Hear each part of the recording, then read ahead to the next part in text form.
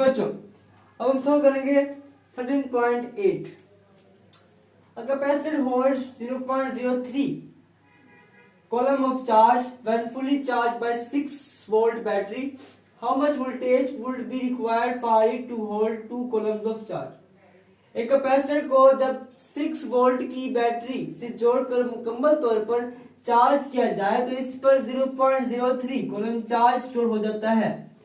Capacitor 2 coulomb charge store करने के लिए कितने वोल्टेज दरकार होंगे?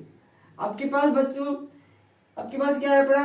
आपके पास बच्चों यहाँ पर V1 भी है, आपके पास Q1 भी है, Q2 भी है। हमने V2 फाइंड करना है। मतलब कि हम इस्तेमाल करेंगे कैपेसिटेंस का formula Q is equal to CV, C is equal to Q और V।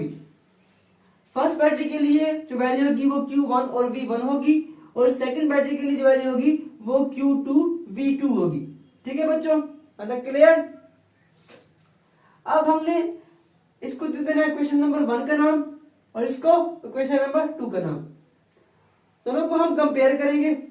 कंपेयर करने के बाद यहां पर Q1 ओवर V1 बराबर है Q2 बटा V2 के। हमने निकाला है V2, तो V2 क्या करेगा? V2 जो होगा वो इस तरफ हो जाएगा मल्टीप्लाई, Q2 के नीचे Q1 हो जाएगा डिवाइड और V1 हो जाएगा मल्टीप्लाई। ठीक है बच्चों, अब हमने यहाँ पे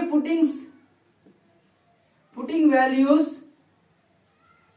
हमने पुटिंग वैल्यू करनी है, इनके अंदर कीमतें हमने दर्ज करनी है बच्चों।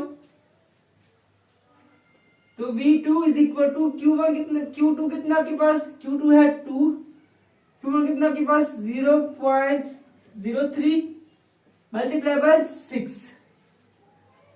जब हम इसको डिवाइड करेंगे तब हमारे पास जो आंसर आएगा वो आएगा 400 वोल्ट। करते हैं 2 डिवाइडेड बाय 0.03 मल्टीप्लाई बाय 6।